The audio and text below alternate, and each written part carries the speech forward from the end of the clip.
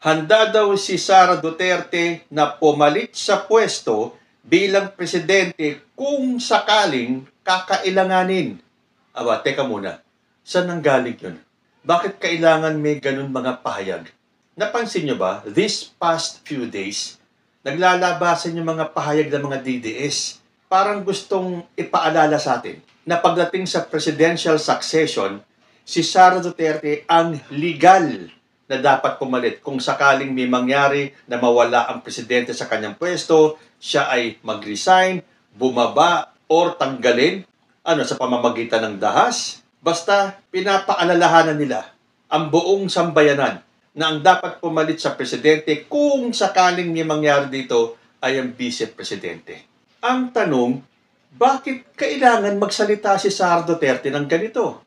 Na paghahalata tuloy na may pinaplanong masama talaga itong kampo ni Sara Duterte. Sa iba pang balita, handa umanong palitan ni Vice President Sara Duterte si Pangulong Ferdinand Bongbong Marcos Jr. sakaling bumaba ito sa pwesto. Sino may sabi sa inyong bababa si Bongbong Marcos sa pwesto? Unless gumawa kayo ng dahas, guluhin nyo ang sitwasyon at ikudita ninyo si Bongbong Marcos na hindi mangyayari. Makakalaban nyo ang taong bayan. Hindi lang kayo ang taong bayan. So kung may pinaplano kayong masama, katulad ng people power, actually out na nga yung people power eh. Hindi nila magawa yung people power dahil kung talaga magpi-people power sila at kung talagang malakas si Sara Duterte, matagal na silang nakalikom ng tao para magsagawa ng people power. Hindi eh. So, iba ang gagawin nila. Sigurado yan para lang maagaw ang pwesto kay President Bongbong Marcos. Kasi kung sinasabing handa daw si Sara Duterteng palitan si President Bongbong Marcos sakaling bumaba ito sa pwesto, ay hindi po mangyayari yun. Hindi po bababa si President Bongbong Marcos sa pwesto dahil sinabi nga niya, hindi siya aalis sa pwesto sa 2028 hanggat hindi natatapos itong problema sa korupsyon. Sinabi pa niya, inumpisa niya, tatapusin niya. So kung kayo ay nananaginip na mapapabagsak nyo si President Bongbong Marcos at maagaw ni Sara Duterte ang pwesto, dahil sa mga pahayag niyang ito, isa lang po iisipin natin, aagawin talaga ang pwesto. Kunyari pa sinabi, kung sakaling bumaba ito sa pwesto, hindi siya bababa sa pwesto. And that is for sure. Ano naman ang sabi sa ibang balita? Handa daw si Sara Duterte na pumalit sa pwesto bilang presidente kung sakaling kailanganin. So kung hindi bababa sa pwesto si President Bongbong Marcos, ano dapat nilang gawin? Para bang kung kinakailangan patalsikin siya, kung kailangan manggulo o magkudeta, gagawin nila kung yun ang kailangan para bumaba si President Bongbong Marcos sa pwesto. Hindi nila nagawa yan nung INC rally noong November 16 to 18. Hindi nga ba? Bali-balita noon na hindi matatapos yung INC rally, si Sara Duterte na ang presidente, hindi nangyari. Si Bongbong pa rin ang presidente hanggang ngayon. At sinabi pa ng INC, wala daw sa usapan yung mga binanggit ni Amy Marcos doon sa INC rally. Pero kung napanood nyo yung interview kay Maluti Kia ba yun? Nung sinabi ni Tikia na alam daw ng INC, may pinag-usapan na daw sila tungkol doon. So ano kaya ang magiging sagot ng INC dito? Sinabi na ng INC na hindi sumunod si Amy Marcos sa pinag-usapan, pero sinasabi ni Maluti Kia, may usapan daw. So, hindi nangyari na maagaw nila ang pwesto ng INC rally. Ang sabi-sabi naman ngayon, ito ay gagawin sa trillion peso march sa November 30. So, ibig sabihin, gagawin nila talaga lahat ng paraan to the point of destabilizing the government sa November 30. At sinasabi pa nga na itong mga pahayag ni Sara Duterte is part of the destabilization.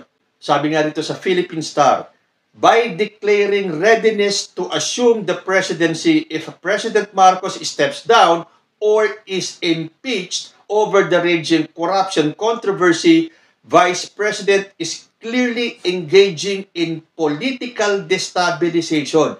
Sabi po yan ng palasyo. Kasi nga naman, paano hindi magiging destabilization yan? Magbibitaw ka ng salita na handa kang palitan si President Bongbong Marcos kung sakaling siya ay bumaba sa pwesto. Hindi naman siya bababa sa pwesto. So ngayon, kung kinakailangan. Bakit kakailanganin? Bakante ba ang posisyon ng presidente? Hindi si Bongbong Marcos pa rin na nakaupo. Malamang, yung hindi nila nagawa nung rally ng INC noong November 16 to 17 na supposedly dapat 3 days, gagawin po yan sa trillion peso march sa November 30 sa EDSA Monument.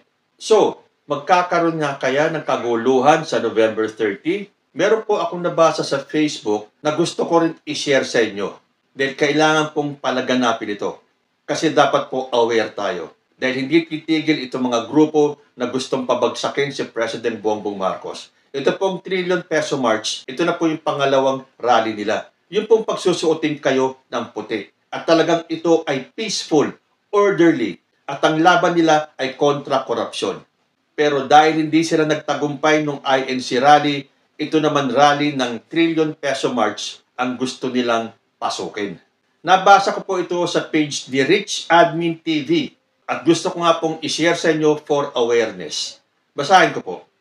Guys, much better kung stay home na lang kayo sa November 30. Baka madamay pa kayo sa gulo kung sakali man. For your info, the public, beware.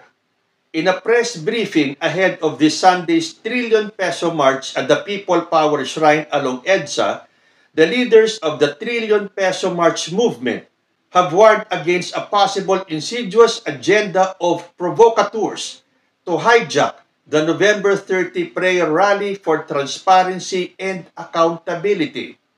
In a not-so-veiled warning, the leaders of the Catholic Church-led prayer rally have vowed at their news conference to exercise vigilance over a suspected agenda by either forces loyal to former President Duterte and incumbent Vice President Sara Duterte Carpio in conspiracy with rogue military elements, or of leftist or communist provocateurs to hijack the Bonifacio Day rally against the flood control fiasco.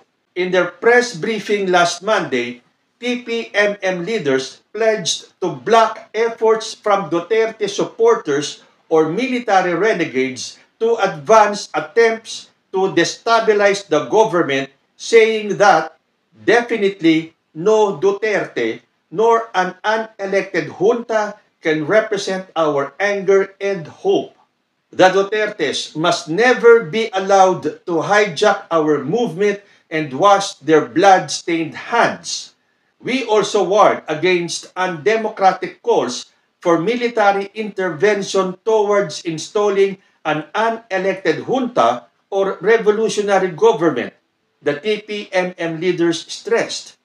The TPMM rally organizers are correct in saying that we must choose a path forward that strengthens the democratic forces, not play into the hands of political opportunists. Suspicions are rife that the Duterte forces, renegades in the military or communist agitators, either on their own or in cahoots with the other groups, are planning to replicate the September 21 playbook for mayhem and violence, in which masked protesters with do-it-yourself weapons and bombs who took part in that Sunday rally at the Luneta or Rizal Park broke away later in the day, marched to Mendiola Bridge, and attacked cops who were assigned to guard the gates to Malacanang Palace. Credit the tolerance demonstrated by police forces in guarding the palace for the violence instigated by the marchers, not turning for the worse or even deaths.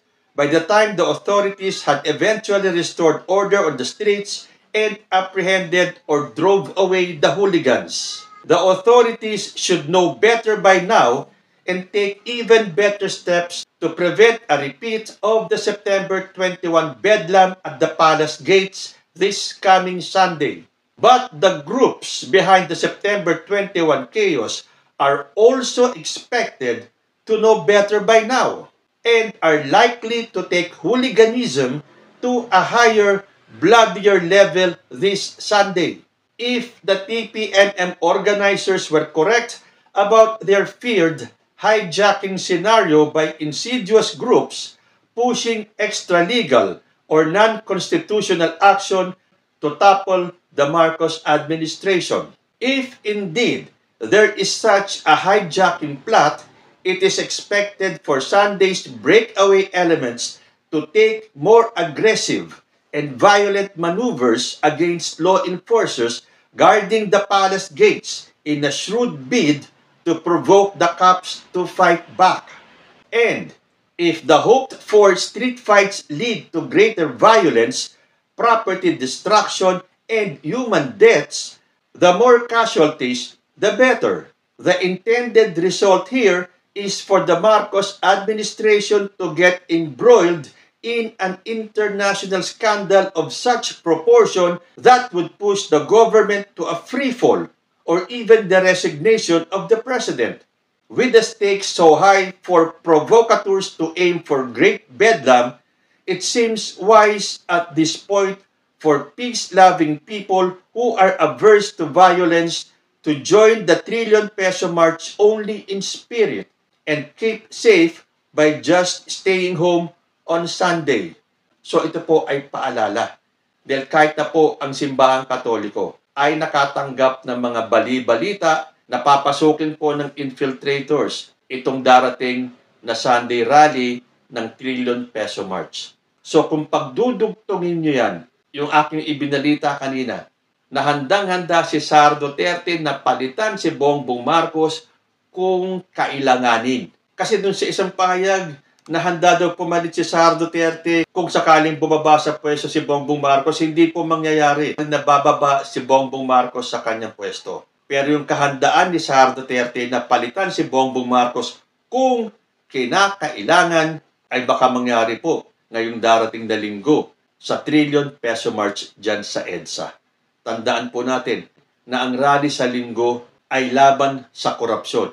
At ito po ay inaasahan na maging peaceful, wag lang papasukan nitong mga infiltrators na to.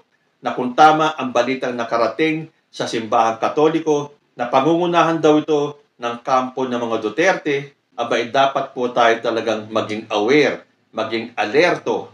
Although tama naman ang sinabi dito na by now, alam na ng gobyerno natin at ng kapulisan kung ano ang dapat nilang paghandaan at gawin kung sakali magkaroon ng gulo. Pero hindi rin po natin maisasantabi yung posibilidad na syempre itong mga kalaban ay naghanda rin at nilevel up na yung kanilang gagawing kaguluhan. So tama ba ang sinabi ng Malacanang na itong pahayag ni Sara Duterte na handa siyang palitan si Bongbong Marcos kung kinakailangan ay parte ng destabilisasyon? Malalaman po natin yan sa linggo. Pero panalangin po natin na tulad nung Iglesia ni Cristo rally na nagkaroon ng bali-balita, naguguluhin daw ng mga infiltrators yung rally nila ay hindi naman po nangyari because in general, mapayapa po yung kanilang naging pagsasalo-salo maliban na lang sa ginawa ni Amy Marcos. Sana nga po mapanatiling mapayapa ang rally sa November 30.